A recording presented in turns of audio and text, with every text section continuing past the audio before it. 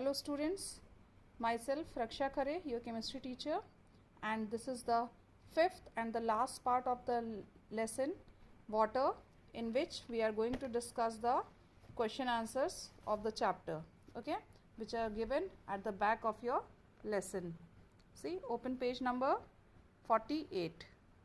So the first question is state the importance of water for all general uses. आपको water की importance बतानी है. It is and the answer is given on the page number 33 में आपका answer दिया हुआ है. So open page number 33.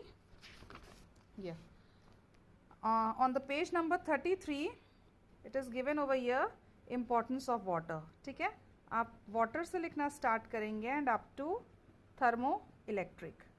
From water to thermo electric. This is your answer number 1. Okay, now come to the question again. Question number 2. How does water occur in the free state and in combined state? The answer is given on the page number 33. Again, come to the page number 33. It is given over here in the free state and the combined state. You will start writing from in the free state and you will make the table. You will write everything over here, and then in the combined state both the points with the table. यहाँ तक आपको लिखना है. ठीक है, again I am repeating, in the free state से लेकर के आपको सीरियल्स तक लिखना है 3 से 5% तक. Okay, this is answer number 2. Now come back to the question. State a reason to prove that water is a compound and not a element. ठीक है, this is also given on the page number 34. Open page number 34.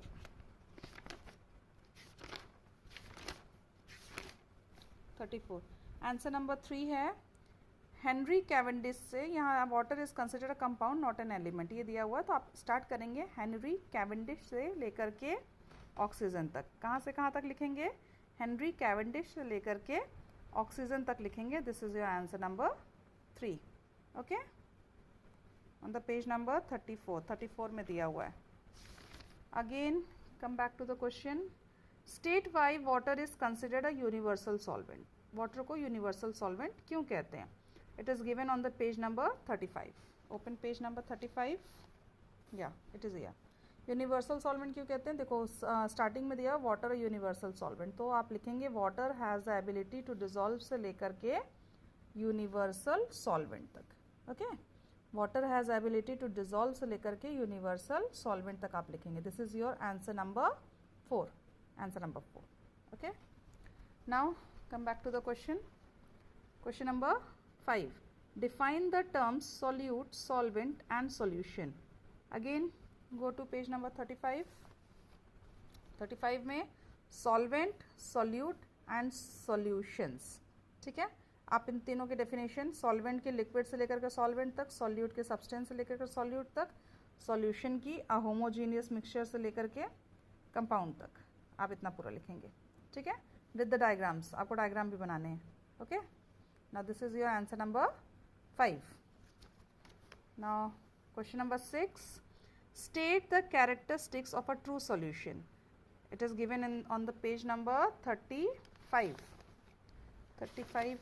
फिर से open करिए page number 35. या it is here. Last paragraph. A true solution has its own characteristic properties. तो आप यहाँ a true solution से लेकर के कंपाउंड तक ये पूरा नोट करेंगे. ये आपका आंसर नंबर 6 होगा. ठीक है, okay. Now back to the question. Differentiate between unsaturated, saturated and super saturated solution. It is given at the page number 36. Page number 36 open करिए.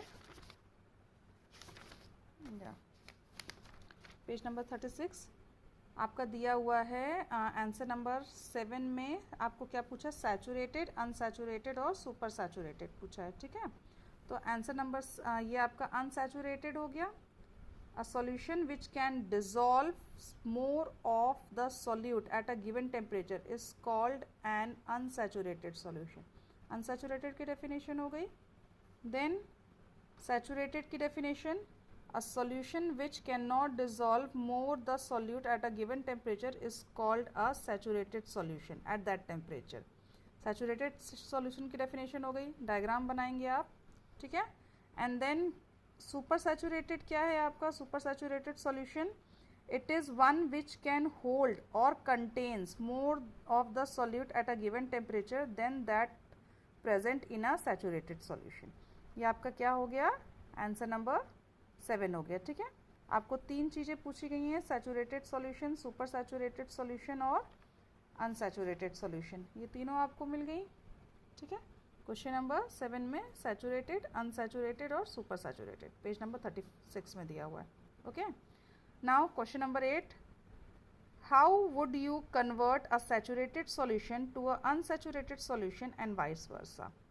Again given on page number 36, answer number 8, page number 36. So here answer number 8, saturated solution can be converted to an unsaturated solution. यहाँ से start करेंगे असैचुरेटेड से लेकर के temperature तक. Answer number 8 कहाँ से है? A saturated solution can be converted to an unsaturated solution से लेकर के टेम्परेचर तक. ये आप लिखेंगे answer number 8. Done. Now back to the question number 9. Define solubility. Give the main steps with the calculations involved of the method to determine the solubility of a given salt X in water. ये question है आपका, define solubility करनी है, फिर आपको calculation के through बताना है किस तरीके से मेथड आपका काम करता है अगर सॉल्ट X वाटर में दिया हुआ है, ठीक है. Open page number 37. ये आपका किस में दिया हुआ है? पेज नंबर 37 में, ठीक है. ये रहा, ठीक.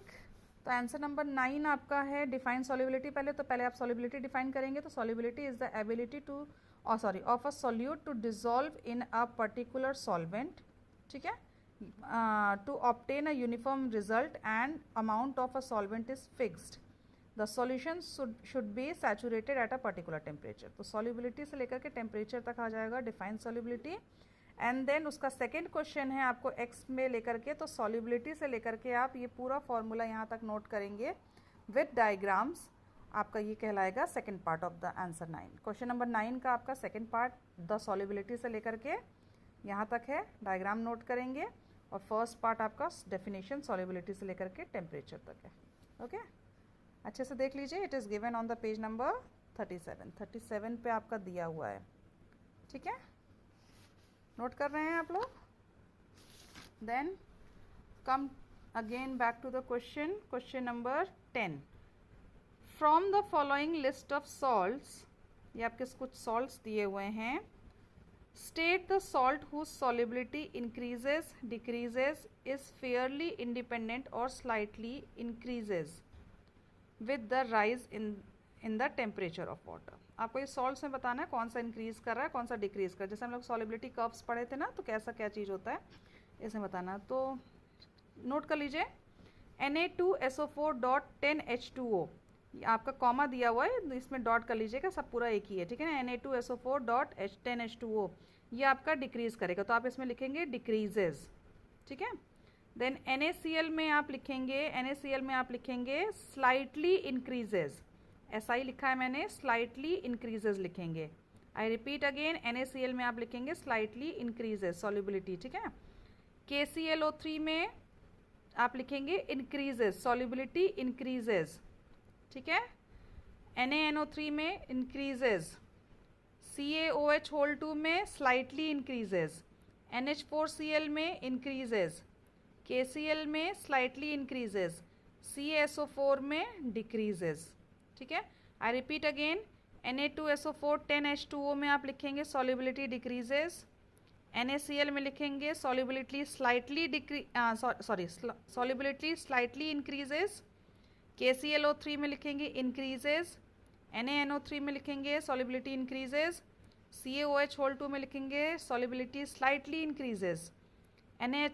NH4Cl में लिखेंगे सॉल्युबिलिटी इंक्रीजेज. KCl में लिखेंगे सॉल्युबिलिटी स्लाइटली इंक्रीजेज.